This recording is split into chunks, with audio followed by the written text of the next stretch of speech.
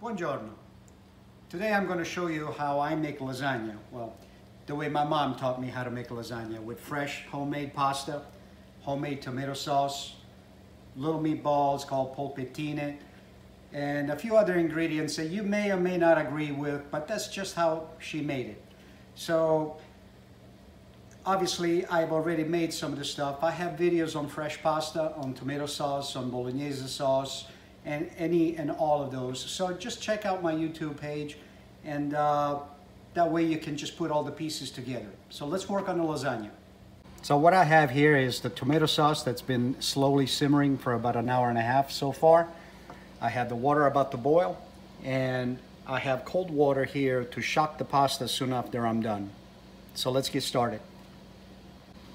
So to start with, go ahead and put your pasta in, but keep in mind fresh pasta only takes about 2 minutes to cook.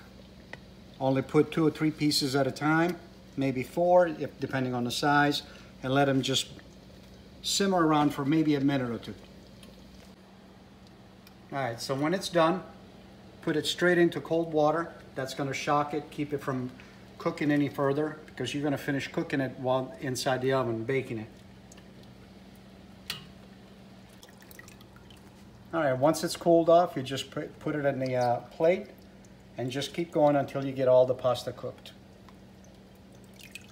Okay, so apparently I forgot to say something, so my producer corrected me. I would think that by now everybody knows that when you're cooking pasta, you need to salt your water.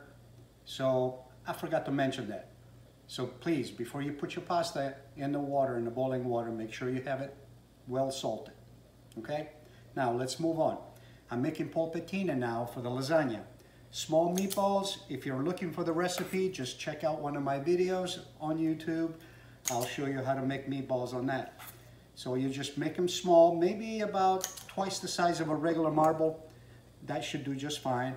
Make as many as you like to have in your lasagna, and spice them up any way you like. So I'm cooking these in a frying pan, but you're more than welcome to bake them in the oven if you like. This is just the way I choose to do them. Okay, the polpettine are almost ready, and we're gonna let them cool off so they're easier to handle when we put the lasagna together. All right, so we're about to start putting this thing together. I got all the ingredients that I am gonna use, except for the tomato sauce behind me. I have the little polpettine, the Parmigiano cheese, eggs, fresh mozzarella, and ricotta cheese. We're going to start with tomato sauce on the bottom,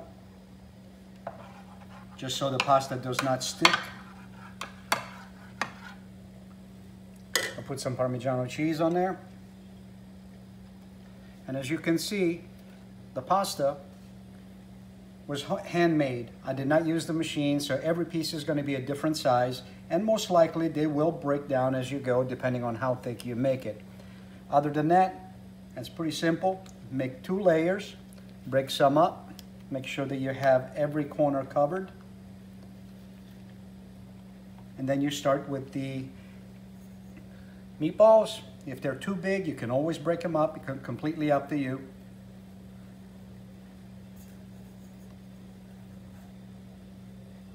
Now we add a little bit of ricotta here and there.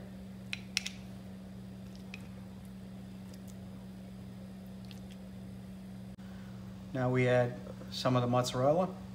I'm going to make 2 layers of these, so make sure that you save enough for both sides, and then a little bit from the top too. Now I mentioned the eggs. Obviously there's a lot of controversy, I guess, on whether you use eggs or not. Growing up, meat was scarce. You really did not go out, and you can go out and buy meat as often as you can here in the United States. So eggs was a good replacement. This is just how my mom made it. So give it a shot before you look away from it, you know. You never know, you might end up liking it. So another layer, chunks of eggs. And of course, with 2 layers, I'm gonna put half of it in, and then I save the rest for the other half. A little bit of Parmigiano cheese, and we cover this with tomato sauce again.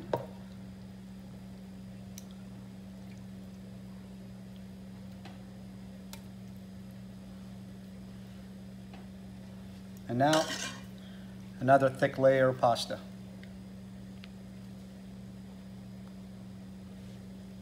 And you just keep doing this until you get to the top. You should be able to get at least 2 layers, and if you have a bigger pan, you can always use 3 layers if you like.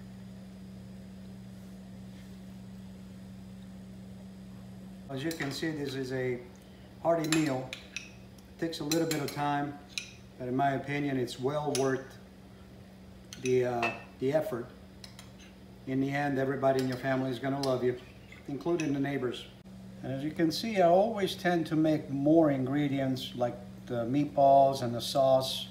It saves up a lot of time if you do more. You can always freeze the sauce, you save it for a few days. The meatballs, you make a great sandwich later on. You got the tomato sauce already made, you got the mozzarella already cut up, ready to go. So it's a quick lunch or tomorrow's dinner for all.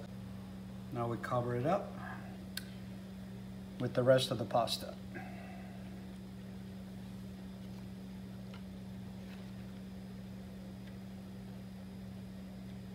And don't worry about when you make the pasta, don't worry about it being perfectly square, or it doesn't really matter, because in the end, it's going to come out looking the same anyway.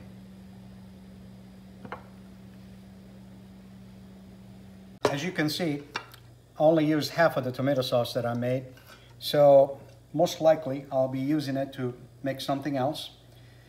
I'm not sure exactly what I'm going to be doing, but why don't you subscribe, and I'll let you see what I did with the rest of it.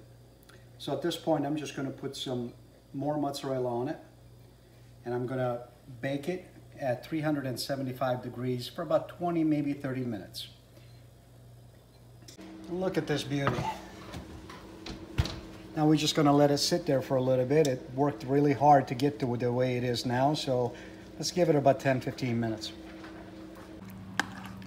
All right, lasagna is ready to go.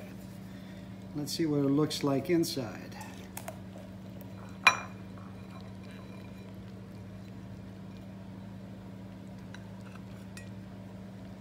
Well, let's see.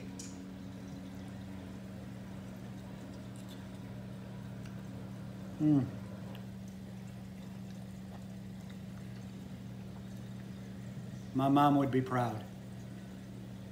You need to make this. So, I hope you like it. There's plenty more where this came from. So, follow me on YouTube. You never know what I come up with next. See you next time.